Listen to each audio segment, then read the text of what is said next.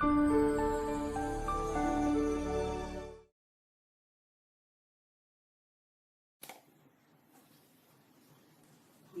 fry செய்ய போறோம்.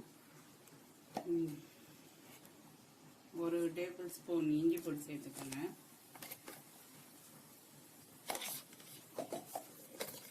தேவையான அளவு உப்பு சேர்த்துக்கோங்க.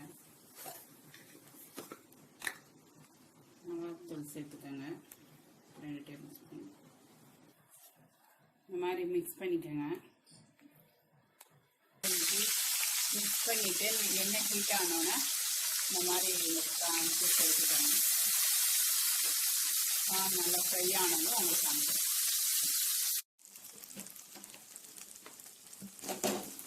பாருங்க, இறா நல்லா ஃப்ரை ஆயிடுச்சு. இன்னும் கொஞ்சம் நல்லா முருகலாக வரட்டும். ரொம்ப சிம்பிள் இந்த இறா செய்கிறது. வெறும் இஞ்சி போடு, மிளகாத்தூள், உப்புத்தூள் மட்டும்தான். ஆனால் சாப்பிட ரொம்ப டேஸ்ட்டாக இருக்கும். சாம்பார் சாதத்துக்கு இதுக்கெல்லாம் ரொம்ப டேஸ்ட்டாக இருக்கும். செஞ்சு பாருங்க. இறா ஃப்ரை ரெடி ஆயிடுச்சு. பாருங்க.